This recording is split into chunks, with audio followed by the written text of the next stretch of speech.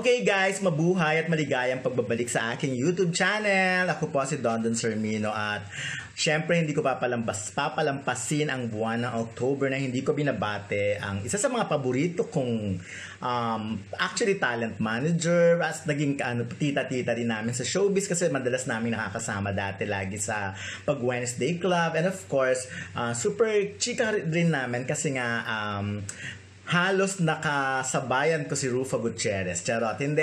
Nung bagong pasok sa showbiz kasi, ang mga sikat nun talaga, bago-bago pa rin lang pala talaga, sila Rufa, Aiko, and Carmina. So, hanggang sa naging kaklose ko nga rin sila, Tita Annabel Rama. At lagi ako nai-invite sa mga events, sa showbiz, sa Familia Gutierrez. Of course, like for example, nakapunta ako sa Dibu ni Rufa, and of course, pati na rin sa kahit yung wedding ni Rufa na imbita ako doon. At sayang nga dahil pati sana sa kasal ni Richard Gutierrez at Sara Labati ay imbitado ako. Itong March yun, di ba? Hanggang ngayon nasa akin yung invitation. At syempre, ilalabas ko yun one of these days para makita nyo yung mabusisi nyo kung anong klaseng wedding invitation yun. Ang bongga-bongga sana talaga ng pero yun talagang last minute inatras or hindi tinuloy. But anyway, going back kay Tita Annabel Rama, birthday niya nga at base sa siya ay 68 years old na. Okay, at kitang-kita nyo naman, si Tita Annabel talaga, kung tutuusin, isa siya sa may pinakamagandang mukha sa showbiz. Makikita mo talaga yung aura niya na yung face niya talaga kasi hindi naman talaga katakataka, diba? Kita niyo naman ang mga anak niya kung kanino rin ang nagmana. Of course, gwapo rin kasi ang kanyang asawa si Tito Eddie Gutierrez. But anyways, ayun nga, nag-birthday siya pero hindi ito katulad ng mga birthday celebration niya nung araw na syempre nung wala pang coronavirus, wala pang pandemic, ay bonggang-bongga ang kanyang birthday. So, kung saan-saang hotel, kung saan-saang mamahaling restaurant, kung saan-saang ang venue na pinagdadausan talaga ng birthday party ni Tita Annabel Rama. Tsaka si Tita Annabel Rama kasi ang tipo ng nagbe-birthday na pag in-invite ka niya, magpa-follow up pa yan sa'yo sa halimbawa sa Viber or sa text, sa mga ganon. Talagang sisiguraduhin niya na darating ka kasi nga siya yung gusto niya kompleto yung mga iniimbita niya. Tsaka syempre, para na rin sa reservation, alam niyo na. Kasi hindi naman pwede yung mga gate crasher sa birthday party niya. So, biyar na siya pag ganon. But anyways, yun nga lang, kulang ang celebration. Ay, kulang ang pamilya Gutierrez dahil wala si Rufa Gutierrez ang kanyang unika iha. Kasi nga, ang Rufa ay nagtitaping para sa kanyang bagong teleserye sa TV5 na kung saan ang bida nga rito ay sina Kokoy De Santos at Maris Racal. So, wala nga ang lola niyo dun sa celebration na yan. But anyways, of course, the fact na nandun naman lahat, siyempre kompleto, sa pangunguna of course ng kanyang husband, si Tito Eddie Gutierrez. Nakita ko rin, makikita nyo rin naman sa picture dito, yung mga anak niya, sila Elvis, Rocky, pati na rin of course yung kambal si Raymond, and of course si Richard Gutierrez na talagang fortunately, nakalabas sa lock-in taping ng FTJs ang probinsyano na timing nga na nandito na siya sa Manila at tapos na yung taping niya. Hindi ko lang alam kung kailan sila uli babalik doon. Parang a few days. Ganun naman lagi, di ba? Parang 15 days and ganon.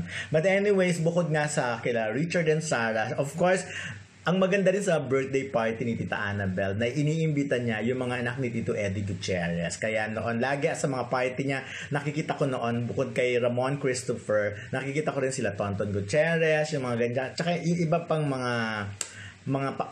halimbawa si Tonton kasama yung asawa, yung mga apo, may mga ganun pa. So, and speaking of, nandun nga kasi si Ramon Christopher, of course, actually, kompleto magkakapatid. Si Janine Gutierrez, si Diego Gutierrez, tsaka yung dalawang kapatid na babae. Wala akong picture na nakita na nandun si Raver Cruz. Siguro na yung bit-bitin ni Janine dahil hindi nga naman niya yun party yun ni Tita Annabel. But anyway, so wala lang si Lotlot din na kompleto sana, yung happy family sana sila. Pero syempre, alam naman natin na hiwalay na si Monching at si Lotlot at may kanya-kanya na talaga silang buhay. But anyways, again, nandun din, umattend sa party si former, hindi ko alam kung paano siya noon kung siya ba ay cabinet secretary or whatever, si Salvador Panelo, di ba? Naging speaker siya. Actually, spokesperson siya dati. So, pero nga pumalit na nga ulit si spokesperson Harry Roque. Pero noon pa man, matalik na kaibigan na talaga ni Tita Annabel si Mr. Panelo. Laging present yon sa event ni Tita Annabel, kahit noon pa. At si Tita Annabel talaga bongga sana yan kasi kayang, halimbawa, si President Duterte, yon pwedeng pumunta sa party niya, yung mga ganyan. Kasi nga, di ba, alam niyo naman ang powers ni Tita Annabel, Cebuana, tapos kachika-chika. Kasi nga, hindi naman yan ngayong nagsimula yung mga friendship na yan. Matagal na yan, talagang hinubog na ng panahon at pagkakataon ang friendship na yan. But anyways, nakita nyo naman sa picture, nandito si Bianca Manalo at si Senator Sherwin Gatchaliana. Ang balita ko ay nagpaplano na rin na magpakasal. So, inaayos na rin ang kanilang wedding. And of course, mandun din, nakita nyo kanina ang mga anak ni Rufa, si Lauren at si Venice na always present syempre. Parang sila ang mga paboritong apo. And actually, si Tita Annabel naman, lahat naman talaga ng apo niya, equal footing. Paborito niya talaga lahat yon. Hindi siya yung playing favorites. Pero noon, syempre, ang paborito niya talaga ay si Rufa Gutierrez. Paborito niyang bantayan.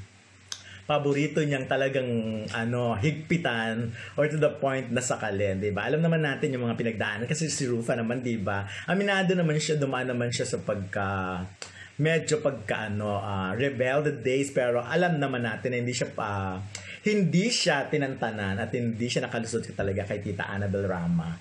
Tapos, ang maganda kay Tita Annabel Rama kasi, yun nga, bukod sa masyadong generous actually si Tita Annabel. Maraming days, marami na akong na-experience yung pagiging generous niya. Yung talagang pagkaibigan ka niya, tuturing ka niyang kaibigan. Tsaka, pag nagtiwala siya sa'yo, nagkikwento siya ng mga bagay-bagay talaga na yung pwede mong sabihin na sekreto talaga at malalaman mo yon. Ganun siya. Sa kakaliw, alam mong, tsaka dati pag nagbe-birthday kami, lagi yan umaattend, kaya maliit na party yan o malaking party yan, bigla yan dumarating. At ang drama ni Tita Annabel ay magdala ng lechon Cebu. Yun ang pinaka-favorite niyang gawin. Ang atin siya sa party namin dati.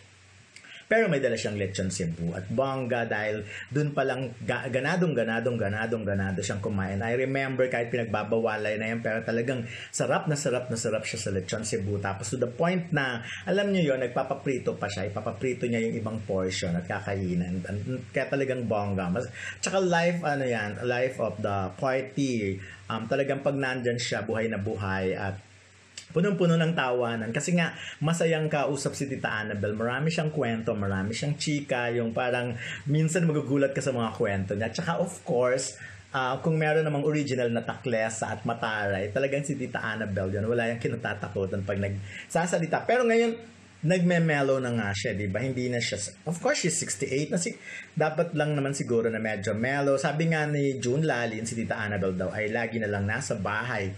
Hindi yan yung tipong tumatakas. Although, sabik na yan maglakwat siya, diba? Pero syempre, afraid din naman siya na makapagdala siya ng virus sa bahay niya once na lumabas siya. At saka, she's 68, alam niyo naman kung pag ganyan ng age, medyo dapat iniingatan na, diba? So, alam naman niya yon. Pero nakita niyo si Tita Annabel ngayon, medyo nanibago ako sa look niya. Although, feisty pa rin, talagang bagay na bagay pa rin sa kanya yung kulay red na dress na yan. At kita niyo naman ang kanyang mga alahas, of course, sinuot na naman niya. Talagang, she makes sure na sa party niyan, siya ang bida. Siya lang talaga ang namumukhang tangi. Kita mo naman ang mga bisita niya, parang normal lang ang mga suot. Pero si Tita Annabel talaga, akala mo debutante na mamaya mag-change costume, may paiba-iba. Pero aliw ako sa hair niya ngayon with matching bangs and all that. Tsaka talagang masaya siya sa buhay niya ngayon. Of course, masaya din siya dahil kahit nga may pandemic, dahil nga kahit pandemya, mas nakakasama niya actually yung mga anak niya. Di ba meron silang parang Sunday gathering, laging nagpupunta ang mga anak niya sa bahay nila sa White Plains. So, dun ginaganap yun lagi. Nakasanayan na nila yun. So, Kaya siguro mas happy, hindi katulad noon nung sobrang busy yung mga anak niya, talagang parang din, hindi mo alam kung paano mangyayari, kung kailan magkikita, kasi nga minsan wala naman sa Maynila or kadalasan nasa abroad. At least ngayon, lagi niyang sorry, nakakasama. Kaya happy siya. But anyway, yun na muna for now. Maraming salamat sa patuloy niyong pagsuporta dito sa aking YouTube channel. Minsan talaga nakakakatay na rin ang lalamunan ang kakasalita. So, but anyways, please ipagpatuloy nyo rin ang pagsuporta dito sa aking YouTube channel at pakiclick naman ang notification bell para every time or anytime na may upload ako mga bagong video ay mapanood nyo agad. So, dito na lang muna at syempre mag-comment po kayo. Sana batiin nyo si Tita Annabel Rama, diba? At this, kahit sa panahon ngayon, yung ganito, nabibigyan pa rin niya ng, kumbaga, ng kaligayahan ang mga tao sa paligid niya. Actually, nag-observe din naman sila ng safety protocols, of course. Mahirap na nga naman. So, lahat ng dumating doon, for sure, nakapag-swab test muna bago dumating. Actually, parang ganun yata ang requirements nun.